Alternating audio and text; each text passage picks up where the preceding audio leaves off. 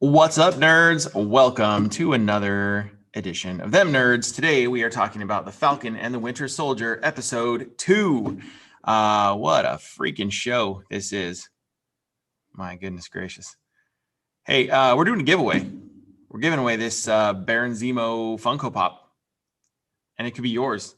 It could be yours. All yours. And all you have to do is like, subscribe, comment, interact with us on social media. Draw a picture. Just be a friend. Thank you for being a friend. No. Gonna get flagged for horrible singing. This show, The Falcon and the Winter Soldier, is like watching an action movie every week. Absolutely. It's awesome. It's the best of pretty much not only like action movies, but then like it has like a little bit of like, Taxi Driver. I think that was what it called, the Walk in Here movie. It's gritty, you know what I mean? Like it's still funny. The interaction with the big three was hilarious. Right. Yes. The show's just so good. Yeah. So the structure of the show, kind of similar to WandaVision. Most of the big moments we saw in the trailers, we've seen them in the first 2 episodes, like most of them, right? So we got the semi-fight, which was great. But before that, we got a little behind-the-scenes intimate peek into the life of John Walker, aka the new Captain America. We learned a little bit about his history through a Good Morning America segment. Yeah. Yeah, which I thought was clever. They're like, oh, well, let's just use what we own. Right, exactly. They're like, GMA, put them on. It was kind of a juxtaposition where when he was back there in the locker room, like I felt that he seemed more likable and more relatable. Like he was nervous and he was like, I just want to do a good job. I just want to, these are such hard shoes to fill and blah, blah, blah. And then he goes out and he's like, hey, America. And there's like dancing girls and a marching band and just, it was just nonsense. Yeah, it's, I always appreciate flashback to Drumline. But I found it to be very similar to like when we're putting out footage where we are having new voiceover stuff. It's like, it's 800 times you take it before you actually hit, yeah, I'll go ahead and accept what I'm saying. So it's like, I'm John Walker, or I'm Captain America. I'm Captain America. Hey guys, I'm Captain America. It's very good morning, America. Yeah, you're trying not to sound like a douche. He failed. Yeah. But I think he's supposed to fail. We also got to meet Lamar Hoskins, who we find out a little bit later is Battlestar. Yeah. The beginning scene where we kind of learn about, John Walker's not just a pretty boy. He's kind of a badass. We learn that he's a pretty, accomplished hero. Which is a big departure from the actual comics itself. Comics, he's not that. That's what he wants to be, but he never gets that kind of recognition. Right. Very short-lived military career where they've actually built it up. I think it was actually smart to do it that way. Yeah. I thought the scene with him throwing the shield around where you see that he's actually capable of doing some of the stuff that, Cap used to do, I think it was a smart play and kind of draws a lot of people out there who may have been naysayers in the very beginning to start getting excited about the character. Yeah. My first instinct when I saw him throwing that shield around is this guy, they gave him some juice. Yeah. There's something going on. He's not just like brave, tough, patriot military guy. Like I'm pretty sure it's going to come out that he's been enhanced in some way. There's no, come on. Yeah, I think we're going to see a full Jersey Shore moment, when the steroids go bad and, it's juicing time. And next thing you know, you're just out there pumping it up, but you're a little crazy,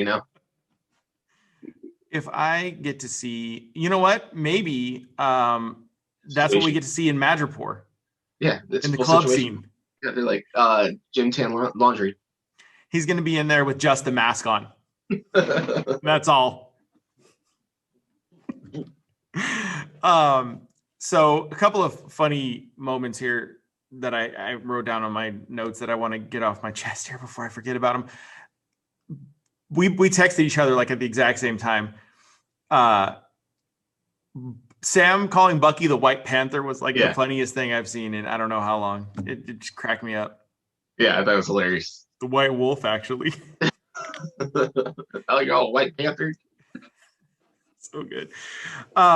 So the semi fight was a huge highlight. We mentioned last week that the action on this show is amazing, and they followed it up very well with this semi. It's another time where they do this whole big switcheroo where you don't see the whole scene.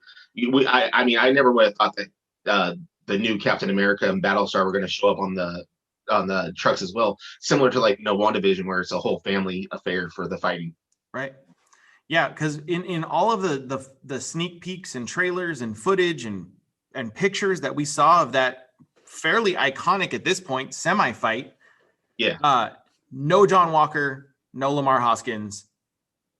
We always just thought it was Sam and Bucky. Yeah. I thought that their editing in those trailers was exceptional. I never would have guessed it. Right, probably the most covered scene in the trailers. Yeah. And they managed to still surprise us with it. And the idea that you saw a scene that looked that good in the trailers that we've been watching now for, over a year. And it was within the first 2 episodes is kind of crazy. Yeah. Yeah. They, like I said, this is kind of what they did with WandaVision. They kept all of this kind of stuff, up front, I think, because they've got some other things coming that they didn't want to quite share with us just yet. But we, in the semi fight, got to meet Carly, who was a scared hostage. When we say semi fights, we mean because they're on semi trucks, not because it was like semi fight like I was in high school. I didn't get a side cramp and decide I was just like, never mind, let's just talk it out. Yes, they were fighting on semis.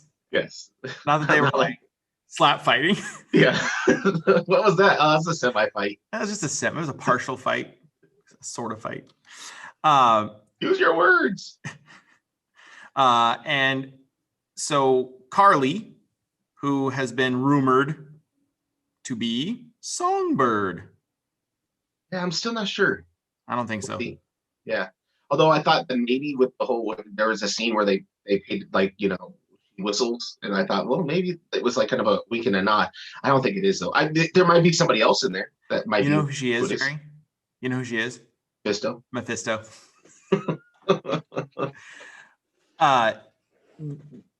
Were the Flag Smashers we got to know the Flag Smashers and what they stand for and what they're doing a little bit more in this episode. Do you feel like they are what you thought they were going to be? They're like anti-heroes, or like it's similar to like what they said, you're kind of like the Robin Hoods. I mean, they're what some people would like to call like Antifa. No, I'm just joking.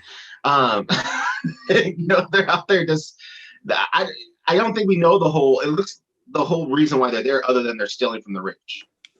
Right. Yeah. When we were watching the trailers and stuff, and we were learning about this group being on the show, of course, the Flag Smashers is a departure from the comics. Yeah. In the comics, there was a character called Flag Smasher, and his name was Carl. And I didn't write down her last name, but it's the same last name. Yeah, Morgan Frauenfrugen. Schadenfreude. No, not to ask me. But we got the impression that the Flag Smashers were going to be sort of this like terrorist organization. And it kind of reminded me of Star Wars, where like the rebels are painted as like, if you ask the Empire, they're terrorists. Yeah. But if you ask anybody who is getting help from them, they are freedom fighters. Right. Exactly. Yeah. So I think the Flag Smashers are a little more deep than what we got from the trailer. Yeah, the Flag Smashers are the hearing, if that's the right term or not. We're being confused by this idea that they're the big bads. In reality, they're the means for us to find out who the big bad is, which I'm guessing is the name you said in this episode. Right. So as we sort of progress, the Flag Smashers get away from. It's called red herring, right? Am I right there? Red herring, yes. Yeah, boom. Yeah, you got it. You had the Public right schooling. Fish. Public schooling. You had Get the your right kids fish. back to class. They can learn stuff like this. Yeah. Yes, just the most important stuff in the world, like red herrings. So after the Flag Smashers got away from Bucky and Sam, we see them kind of loading stuff up on a plane, and they get freaked out and are running away from who, Jerry? The Power Broker. The Power Broker. Or them, as they call them. Yes. The Power Broker is, in the comics, kind of a weird looking guy. I don't think they're going to go that route here. I assume. They do. Let's do it. Let's just go for it. Let's get weird. Yeah, let's get crazy. Let's just go to Madripoor and dance with only our masks on. Oh, we really want you for this role. How do you feel about chin straps? And only chin straps. Yeah, it's very, like Hayden Ashbury of San Francisco kind of style. Ibiza. Barcelona. So we get we get, that's kind of where the Flag Smashers stuff sort of goes, that one of them sacrifices themselves so that they can get away, and we learn the Power Broker is after them. We assume because that's probably where they got their powers from. Yeah, that's what I would assume too. Like they probably are taking the juice that he's pushing, Right. They're getting high on his supply. You never do that. No. I've learned anything from New Jack City. Also public schooling. Yeah, and public school. So, okay, that's the Flag Smashers. We'll see what they're up to as the season progresses. Let's go back to the titular characters, Falcon and the Winter Soldier. Means they're in the title. Oh. Public schooling. Yeah. So they kind of are not receptive to Walker and Hoskins. Yeah, because they're all like, hey guys, let's all just be a big group. Let's be a group. What about that? Let's come up with a new name. We can't be called the Avengers. What do you want to be called? Yeah, we already have the Flag Smashers. These four guys could be called like the Flag Fluffers. Why not? The Flag Rubbers, the Flag Massagers, Flag Masseurs. No. This is a strangely homoerotic show today, Jerry. Isn't that really what the Falcon and Winter Soldier is all about? That's the big reveal. It's a lot of fan fiction coming to life on Disney Plus. Boy, is there. Yeah. The internet. They're like, screw Loki and Thor. Yeah. Literally.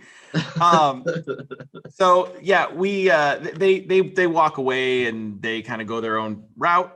And when next we see them, they're in the plane, and Bucky sort of does a little bit of character exposition. He says,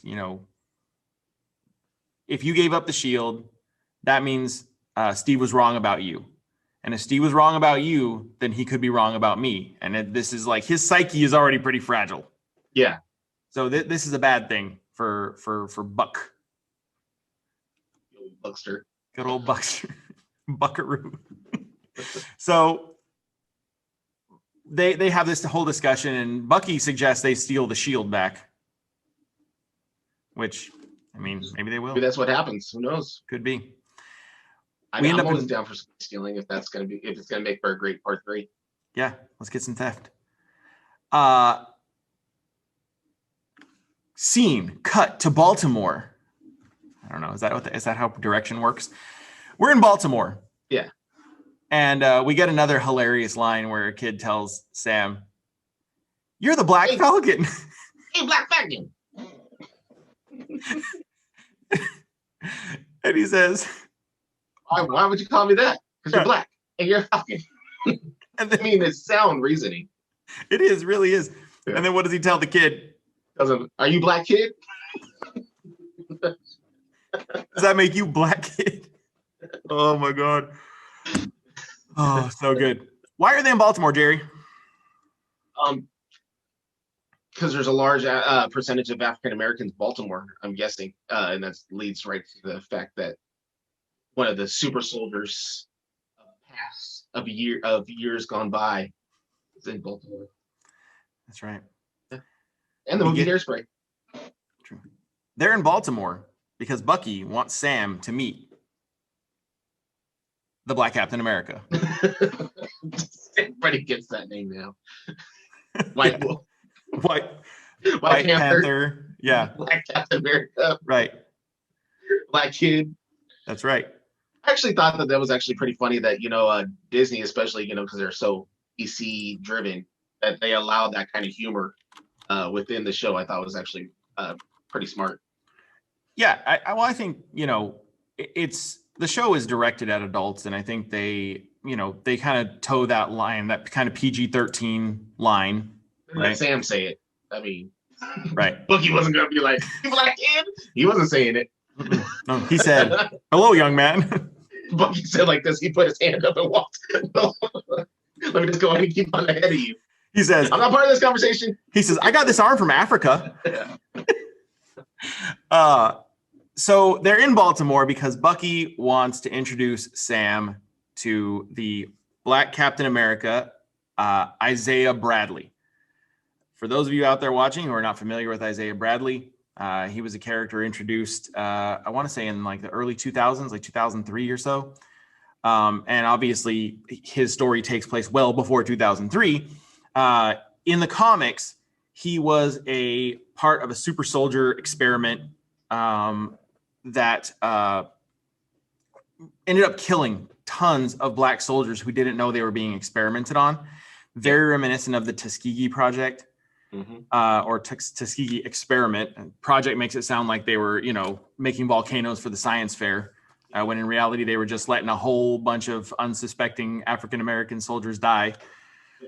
And in the comics, he ends up taking on the mantle of Captain America because, as you'll see in a video that I'm going to be putting up, the whole story is told. It'll be linked in the comments or in the description below.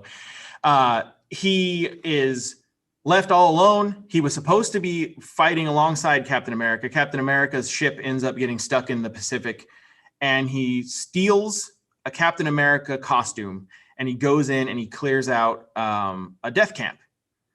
But in the process, he gets captured by the Nazis. They torture him. Hitler himself tells him, "I'm going to dissect you and send your parts back to America." And then he ends up getting rescued by some German resistance fighters, and he ends up going back to the United States, where he is then imprisoned because he didn't follow orders and he stole the Captain America costume. 17 years he's imprisoned in the comics, experimented on, terrible stuff, right?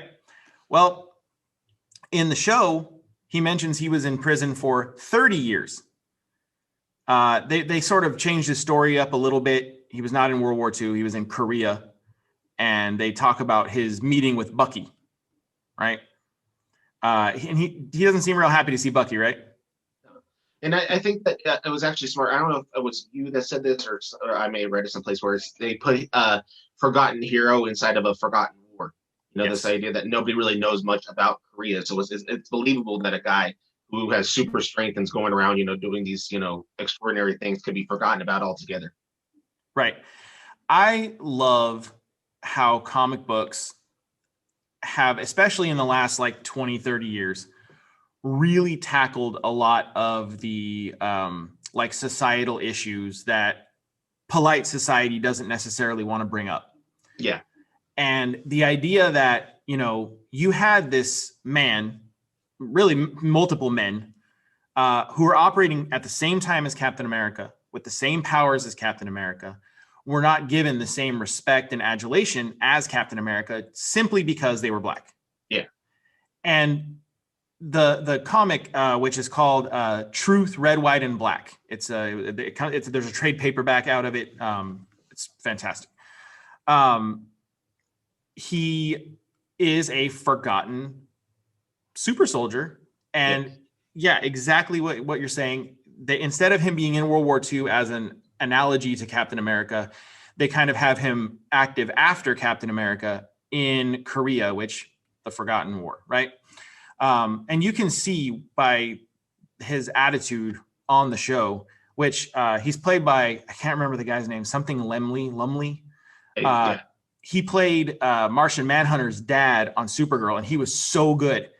He had lost his memory on that show, and it did a whole thing. He's a fantastic actor, and you can just see the like simmering like fury that he's even being approached by this Soviet super soldier that he had to fight, that he's having to revisit and rehash this terrible aspect of his life. And it was a really good scene. Yeah, it was a great scene. I'm guessing that means that Bucky and him, at some point they had some kind of interaction, and it made me wonder: was it if he's been in prison for the last 30 years? At some point, was Bucky working for the Americans also? My guess is in the comics, he's arrested in 1943, and he's pardoned in 1960.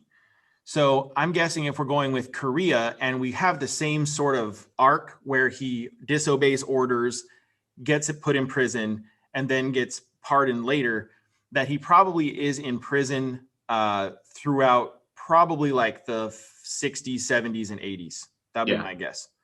One would imagine he has a kid at some point because he has a grandkid. Yeah. I'll have to do the math on that one. I don't know. Maybe they allowed conjugal visits in his super soldier prison. Well, men can have children forever. This is true. You've been locked up for 30 years. Right. I loved the part where he talked about ripping off Bucky's arm, or part of Bucky's arm. It made me think of Rocket Raccoon, actually. Always trying to take people's arms. I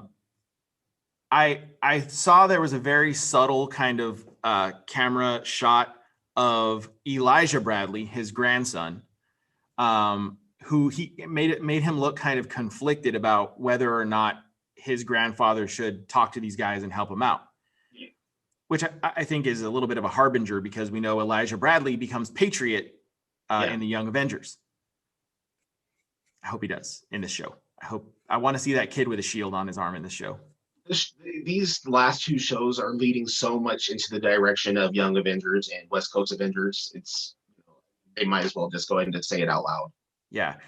For me, like if I could, fantasy book the first appearance of Elijah Bradley as Patriot, I would have Isaiah Bradley, the older former Captain America. I would have him die.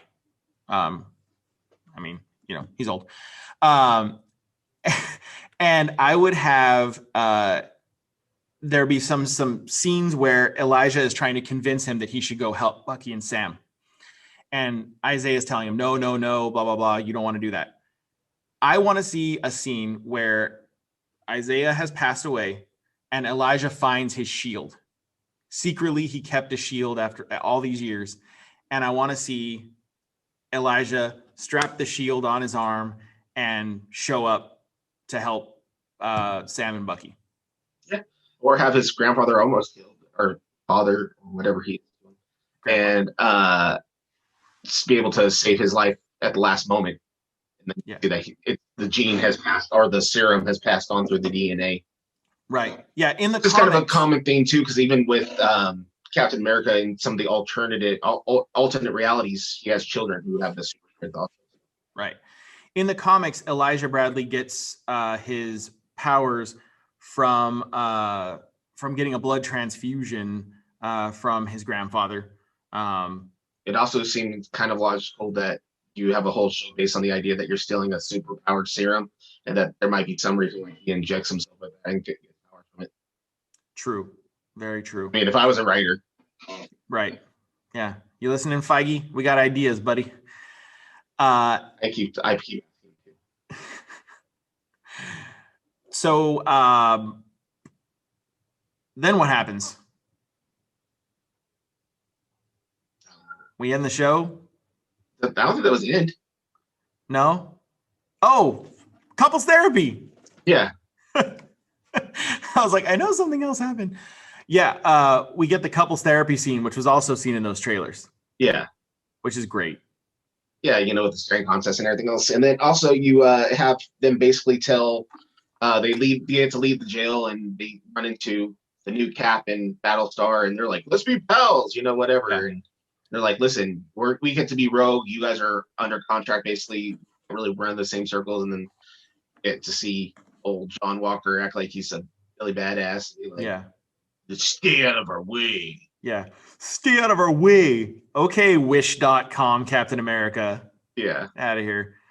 Um, in the comics, uh, as you would know if you watched my buddy Jerry's fantastic character profile of U.S. Agent, aka John Walker, in the comics, he would fight battles that were staged. Yeah. They were set up, and Battlestar was one of the ones that was setting them up. Yeah.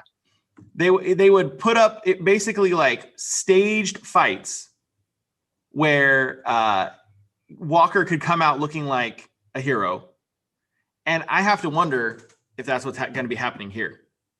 Could be. It also, if you think about it, it's similar to how Captain America, when he first was rolled out, it was this idea of go on the stage and we'll bring out a fake Hitler and you punch him in the face and then you do this and you do that. You know what I mean? It's this, you're more of an idea than an actual hero. Right. Yeah. Symbol. We need a symbol. But if Battlestar was to, somehow meet his maker, and maybe it drives him crazy enough that he ends up doing something stupid that causes Bucky and Sam to have to get involved and save his life, which I'm guessing is probably what happens. Well, in the comics, it's Battlestar ends up sort of turning on him, not turning on him like Battlestar goes bad, but like Battlestar recognizes that U.S. Agent John Walker is nuts, right? And he's like, "Ooh, yikes! This guy's crazy. I didn't sign up for this." Yeah, he says. He says the same thing. Yeah. Oh God. So I loved everything about this episode. It was even better than the first in my eyes.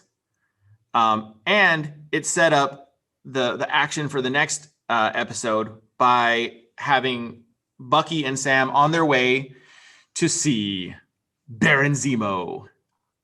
I think we kind of missed one part in that, which I think was pretty smart, especially with the idea that they blipped back into a world 2023. It kind of keeps with the idea of what's going on when they leave the home, how the police officers stop them because they automatically assume Sam is harassing Bucky, and it's very similar to what's going on in the world. And then the other cop has to be like, "Hey, that guy's an Avenger." And then suddenly, like, "Oh, okay, yeah, you're never mind. My bad. Can I take a picture? Can you put your arms out for me?" Right. And then come to find out, Bucky's the one who is actually somebody you should be looking at. But in Baltimore, or with these cops, that's not what they're looking for. Right. I thought that was a very smart and poignant thing.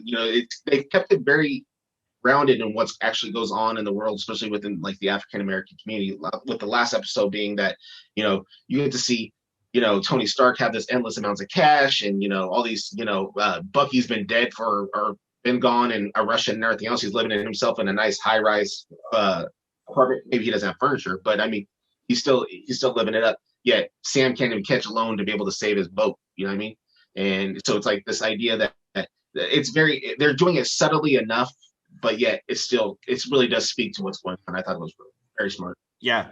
I mean, it goes back to what we were just talking about with, comics always kind of having their finger on the pulse of what's going on out in the real world and kind of talking about those uncomfortable truths that polite society doesn't want to address. Yeah, that was a good scene. Yeah. Next episode, what do you hope to see? I'm guessing we have to have Sharon Carter finally shows up. Yeah. How long? I hope that she ends up. I wasn't expecting U.S. Agent to have a huge role in this series, and it looks like he's going to have. They're going to build him up. I hope they do the same for her because I mean, it's a character that's been around for 3 movies, I think, and had probably about 15 minutes of screen time. And in reality, I think it's a character that has enough backstory that they could really be doing something with the character. Yes. For some reason, I get the impression that we're going to end up seeing Sharon Carter and Bucky getting together. I also have a sneaky feeling, which I think would actually be hilarious, and not even hilarious, but I think it would be so smart if they actually make her turn into a villain. And that would be extremely smart. I don't think it's going to happen, but I think that it's a possibility. I mean, it's happened in the comics before that she, basically being brainwashed by Hydra. And I think it's something that it could work. You have an idea that she's been on the run since Civil War. Look at these guys; they're heroes again. But he helped them out. Nobody's been helping her out. She gets blipped. She comes back. She's still on the run. So who knows? She has a built-in reason to be sympathetic to the Flag Smashers, and I could definitely see her being like a double agent. Yeah, that'd be great. Not bad, but just not playing by the same rules as the last time we saw her. Looking out for number 1. Yeah. I can't wait to see Zemo. I'm hoping we get the reveal of the Power Broker. You think Power Broker will come this, or it's gonna be Agatha one? You don't see it. So I go maybe like a 4th episode kind of thing. You know what I mean? Like, and if they give him a theme song, I'm gonna be like, this is the best thing. Power Broker all along. Oh yeah. I don't care if they make Power Broker and Agatha, as long as they don't make him a Man on the Ridge or a Mephisto. Yeah. Like, well, they have mentioned him on the show, so we know he exists. Yeah, but they could do the thing, like, do the opposite of what they did with the Flag Smashers. Flag Smashers was a person, and they turned them into a group. They could turn Power Broker into a group instead of a person.